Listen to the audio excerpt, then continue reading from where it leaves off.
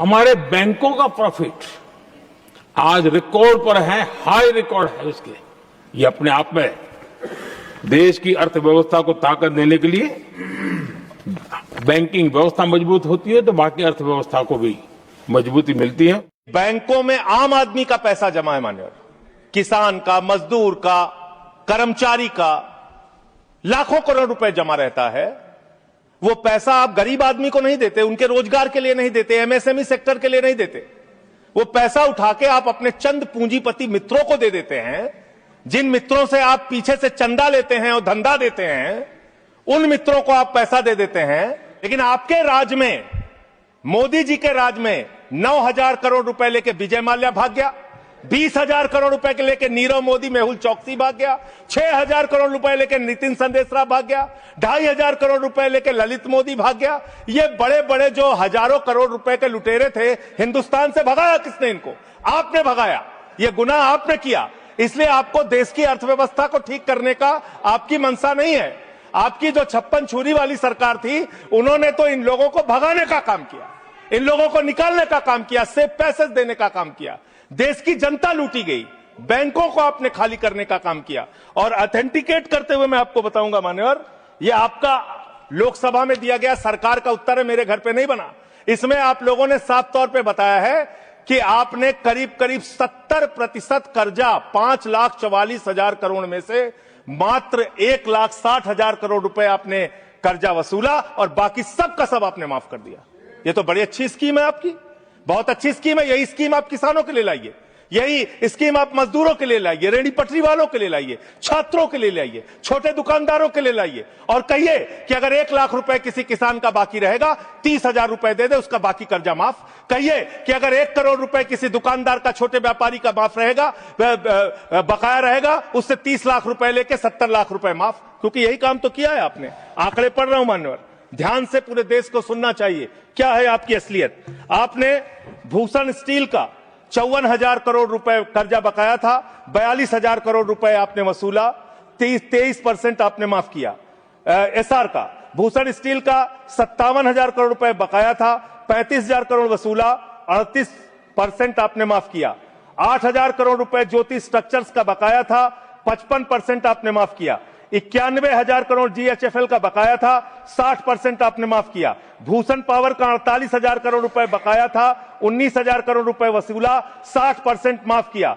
Electro steels का 14,000 करोड़ रुपए बकाया था, 5,000 करोड़ रुपए लिया, 62% आपने माफ किया। मोनेट इस्पात का 11,500 करोड़ रुपए बकाया था, 2,800 करोड़ रुपए वसूला, 75% कर्जा आपने माफ किया। एमटेक का 13,500 करोड़ रुपए बकाया था, 2,700 करोड़ रुपए वसूला, 80% आपने माफ किया। आलोक इंडस्ट्रीज का 30,000 करोड़ रुपए बकाया था, 5,000 करोड़ रुपए वसूला, 83% आपने माफ किया। लैंको इंफ्रा का 47,000 करोड़ रुपए बकाया था, 5,300 करोड़ रुपए आपने वसूला, 88% कर्जा आपने माफ किया। वीडियोकॉन का 46,000 करोड़ रुपए बकाया था, 2,900 करोड़ रुपए वसूला, 94% कर्जा आपने माफ किया। एबीसी शिपयार्ड का 22,000 करोड़ रुपए बकाया था, 12,000 करोड़ रुपए वसूला, 95% आपने माफ किया। आपने श्रीवास्तव करण इंडस्ट्रीज का 4,800 करोड़ रुपए बकाया था, 320 करोड़ रुपए आपने वसूला, 95% कर्जा आपने माफ किया। मान्यवर, अभी हमारे मित्र पूछ रहे थे हेयर कट क्या है, हेयर कट क्या है, हेयर कट क्या है। हेयर कट का तो मतलब था मामूली सी छूट देनी है, ज्यादा वसूलना है। आपने तो पूरा गर्दन कट कर दिया, पूरा गर्दन कट, यानी कि बड़ा हिस्सा कर्जे का माफ कर दिया और मामूली हिस्सा कर्जे का आपने वसूला। और अगर मैं आपसे ये कहूं कि इसमें आपने रिश्वतखोरी की, भ्रष्टाचार किया, चंदा लेके धंधा दिया, आपने एक ही खाली कंपनी का नाम लूंगा, भूषण स्टील का, जो टाटा को गई, 1,500 करोड़ रुपए का चंदा भारतीय जनता पार्टी को टाटा से इलेक्टोरल बॉन्ड और बाकी चीजों के नाम पे आपको मिले हैं। आप पैसा ले लेके इन लोगों का बड़ा बड़ा कर्जा माफ करवा रहे हो, रिश्वत ले लेके इन लोगों का बड़ा बड़ा कर्जा आप माफ करवा रहे हो। आपका ध्यान देश की अर्थव्यवस्था ठीक करने में नहीं है, पूंजीपतियों को खाली हर तरह से फायदा पहुंचाने में है। एक गाना था मान्यवर, तू जहां जहां चलेगा मेरा साया साथ होगा। मोदी जी की हालत यही है। मोदी जी गाना बनाए हैं, मैं जहां जहां चलूंगा अडानी का ठेका साथ होगा।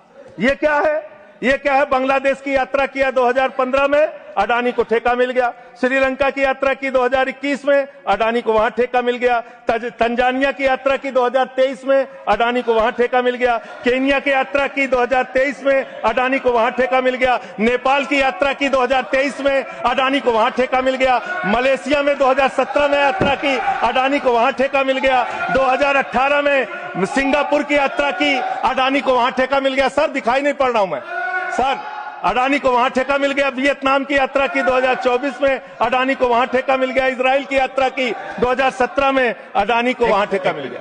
तू जहां जहां चलेगा मेरा साया साथ। कोई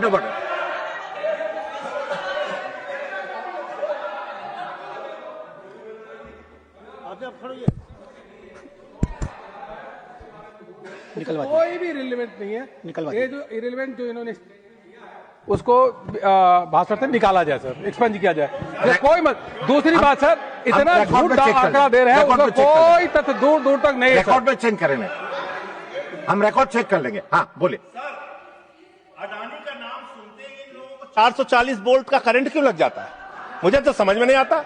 जैसे अडानी का नाम लो, पूरी की पूरी भाजपा खड़ी हो जाती है। 440 वोल्ट का करंट लग जाता है। यही विषय है कि देश को बर्बाद किया है तुमने। कर्जा दे दे के अपने दोस्तों को भगाया है। अब बिल पे आइए। आपका ध्यान बड़े बड़े पूंजीपतियों से। मान्यवर मेरा समय जा रहा मान्यवर मेरा समय जा रहा है, मुझे बोलने दीजिए। मान्यवर आपका दिमाग, हम चेक कर लेंगे। आपका दिमाग बड़े बकायेदारों से कर्ज वसूलने में नहीं है। अगर होता तो ये हजारों करोड़ के जो बकायेदार हैं, इनके पासपोर्ट जब्त करो ना। संजय सिंह के तो पासपोर्ट आपने जब्त किए हैं, एक एक सांसद के पासपोर्ट आपने जब्त किए हैं। इन डकैतों के पासपोर्ट क्यों नहीं जब्त किया आपने? इन डकैतों के पासपोर्ट क्यों नहीं जब्त किया आपने? नहीं जब्त किए। आपका दिमाग क्या है? यूट्यूबर पकड़ना है, न्यूज वाले को पकड़ना है, 4 PM संजय शर्मा का बंद करना है, राजीव निगम का फेसबुक बंद करना है, मुकेश मोहन पे मुकदमा करना है। खाली आपको अपने विरोधियों का गला घोटने के अलावा दिन रात कोई काम नहीं है। खाली आपको अपने चंद पूंजीपतियों को फायदा पहुंचाना है। देश की जनता भाड़ में जाए, कोई मतलब नहीं आपको। नोटबंदी करके आपने देश की अर्थव्यवस्था को बर्बाद किया। आपने एक अपने पूंजीपति दोस्त को हिंदुस्तान की सारी संपत्ति देके देश को बर्बाद किया। आप सिर्फ देश को लूटने वाले लोग हो। आप देश को लूटने का और भ्रष्टाचार करने का और उनसे चंदा लेकर धंधा देने का काम कर रहे हैं। मान्यवर, इस बिल का मैं पूरी तरीके से विरोध करता हूं। अंतिम बात कहकर खत्म करूंगा। मान्यवर एनसीएलटी की बड़ी चर्चा हुई। एनसीएलटी में मान्यवर 30, बस खत्म कर रहा हूं। सबको आपने ज्यादा टाइम दिया, मुझे भी एक आध मिनट दे दीजिए सर। एनसीएलटी में 30,000 केस पेंडिंग है सर, और 270 दिनों में एनसीएलटी को केस का निराकरण करना होता है। एनसीएलटी तो भ्रष्टाचार का गढ़ बन गया है। उनके पास ऊपर से फोन जाता है नेताओं का, इसका इतना माफ कर दो, उसका उतना माफ कर दो। ये अंतिम वाक्य चीफ जस्टिस का मैं बोल के अपनी बात खत्म करूंगा। 48,000 करोड़ रुपए अनिल अंबानी का बकाया था, 430 करोड़ रुपए में सेटलमेंट हो गया। तो सूर्यकांत जी चीफ जस्टिस जी ने कहा, उन्होंने कहा that the insolvency process had become mockery.